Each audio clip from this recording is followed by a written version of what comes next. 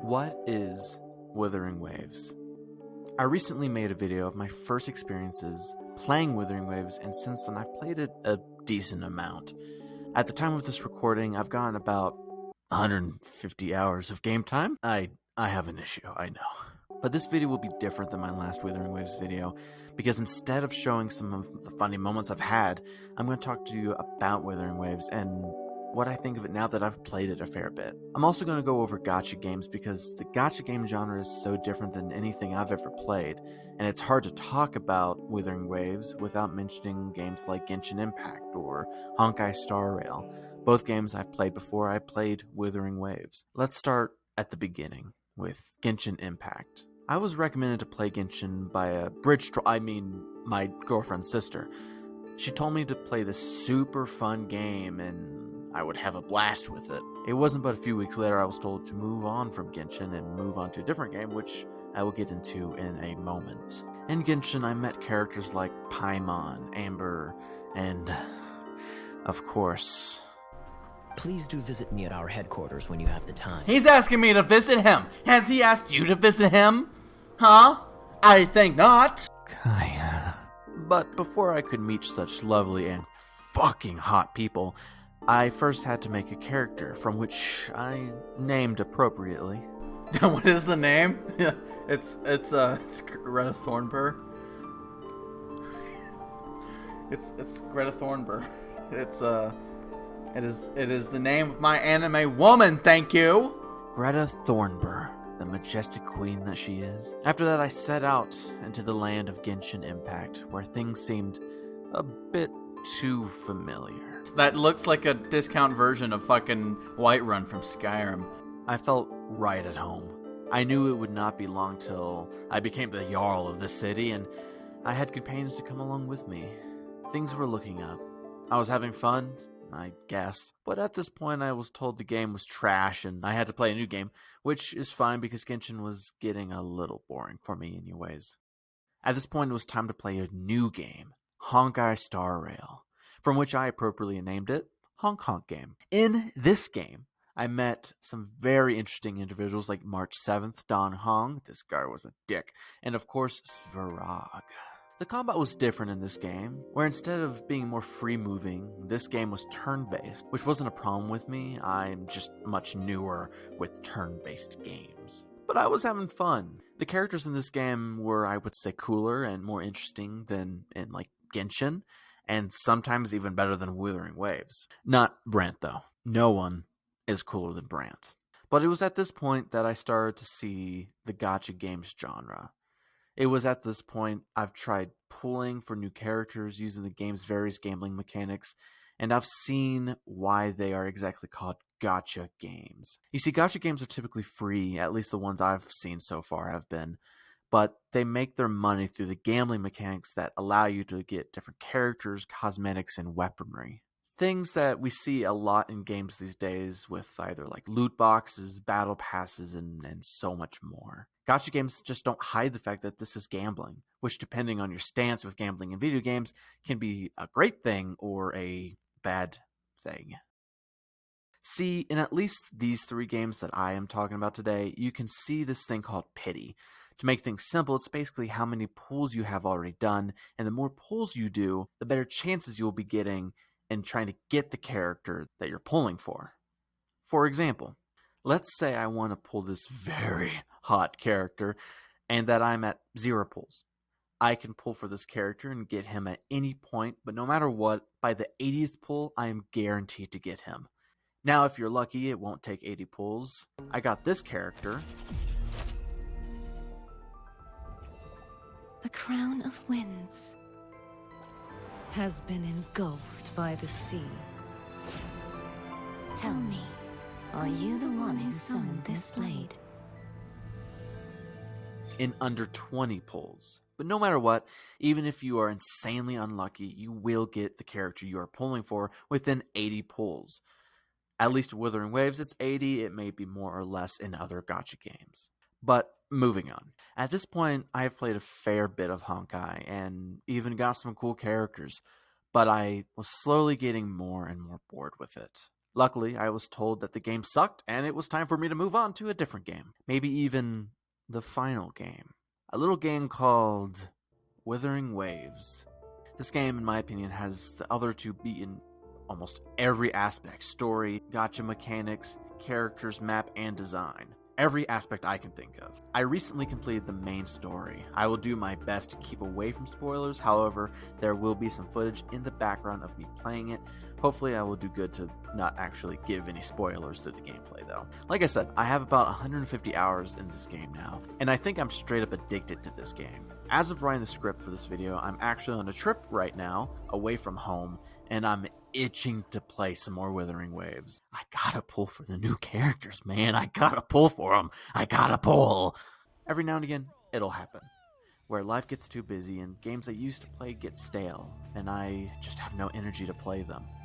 But when this happens, a new game always shows up and gives me new life as someone who loves video games. Wuthering Waves did this for me. When I started playing it, I found new enjoyment. Unlike the other gacha games, I played Wuthering Waves because I enjoyed it. I even started playing it off stream and found that this game is so much fucking fun. The combat feels fresh and fun. I actually want to go out and explore the world. I actually care about a few of the characters. I actually want to play this game. Like I said, I will not get into spoilers, but the ending of the first main quest is amazing. But what boggles my mind is the fact that folks are saying that this is the first area and the main quest in this first area is actually the worst. So you're telling me that when I leave this main area, I'm gonna have more fun? This game is crazy. And unlike Genshin and Honkai, I don't feel like this game only exists to make money off me. Yes, it is a gacha game, and yes, it has gambling, but I don't feel like I have to spend money just to have fun in it. And guess what? That's what's making me want to spend money on it. This is something a lot of other video game companies need to learn. That the issue that most people have with microtransactions in games isn't the fact that they just exist. It's that they are the only reason the game exists. When it came to Genshin and Honkai, I was never going to spend money in those games, because when I played them, I felt how hollow those games were. There was no soul to those games, because their only reason for existing was so that the player would spend money in them. Wuthering Waves does not give me that same feeling. Maybe it's bullshit and Kero Games is just another greedy company just looking to squeeze out a little bit of money out of me and every other player. But it does not feel like that. The world feels lived in. The characters actually feel fleshed out and not just another cosmetic that the player will want to purchase. And the story feels like a story I want to support. That is the reason why I'm okay with spending money in this game.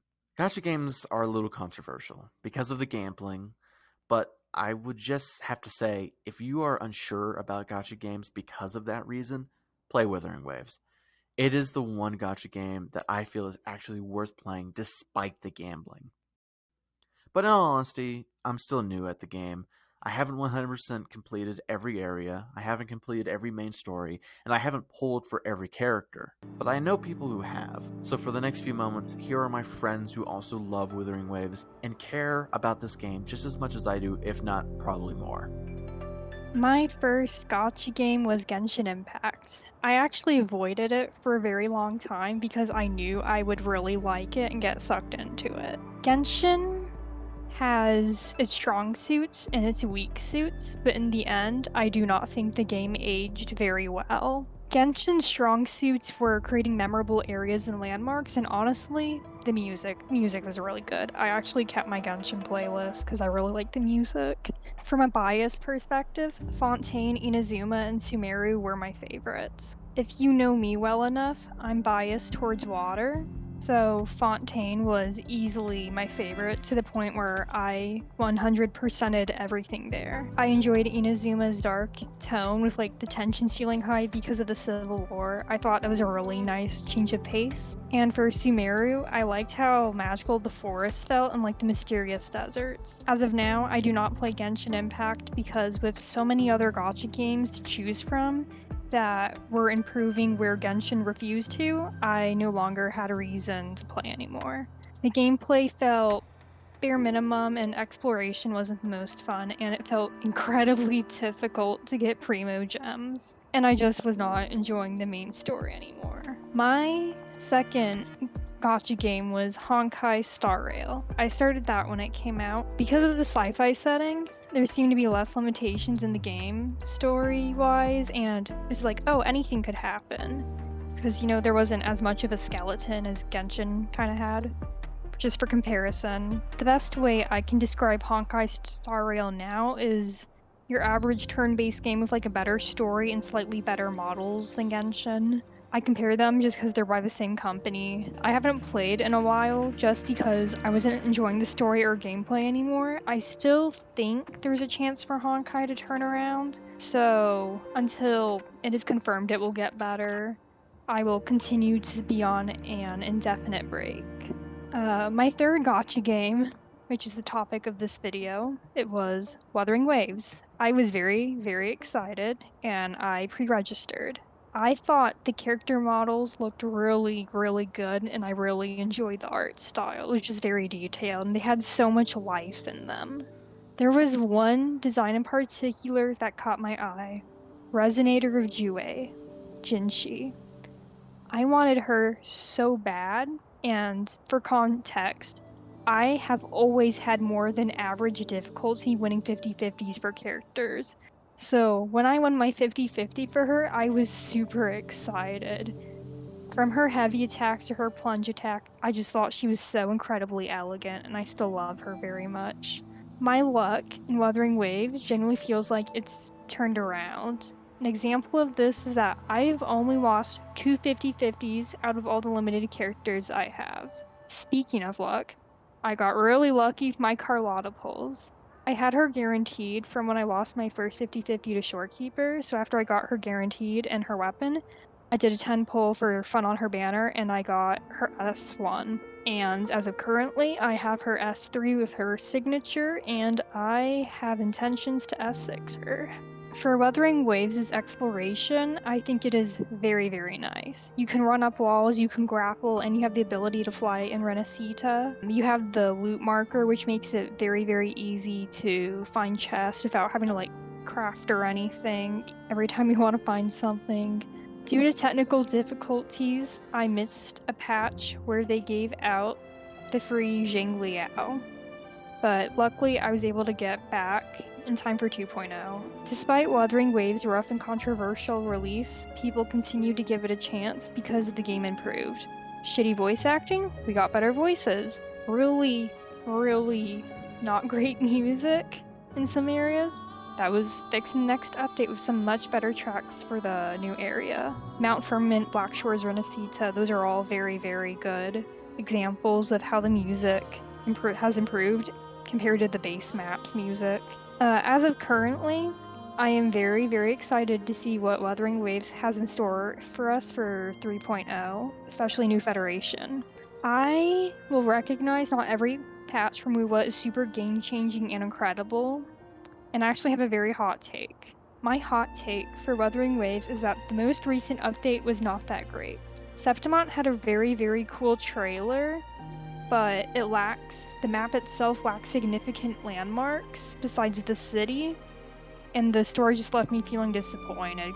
I know not every update in gacha games is going to be amazing, because especially with Kuro, because they're still experimenting and figuring things out, but I still look forward to the future. Thank you.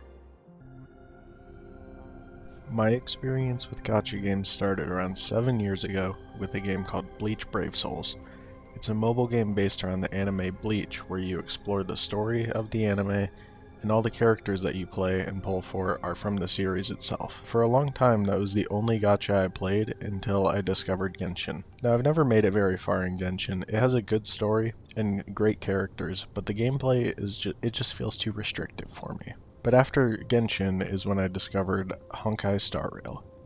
This was the first mainstream gacha game that I ever took seriously. I loved the gameplay and the story and the characters all. When I first started, I played it almost religiously until I eventually caught up with the story and I hit max level, but I ended up dropping it because I overplayed it too much. and my most recent gacha is Wuthering Waves. Following a lot of other people who've played it, I was a 1.0 player, which is when the game first came out, but I ended up dropping off because the game had a really rough start. There was just bad voice acting and all sorts of stuff wrong with it. But once it started getting updates, I came back around to it. I haven't been able to put it down since. Everything about the game is phenomenal. The story, the gameplay, the characters, the music, and even just the scenery. When I was starting and making my way through the story, there were quite a few days where I played it for more than 8 hours a day. It was more than a full-time job to me at points. It was just that fun. I believe it has something for everyone, no matter who you are, but for me, personally, to get attached to the game, it was a character named Zani, but we won't be getting into that here. But anyways, that's my experience with gacha games, and I hope you enjoyed listening. As you can see, this game means a lot to all of us. The beauty of Wuthering Waves is that it's just a very rare game that shows that even a gacha game can have soul. So, do I recommend Wuthering Waves? Yes, I do.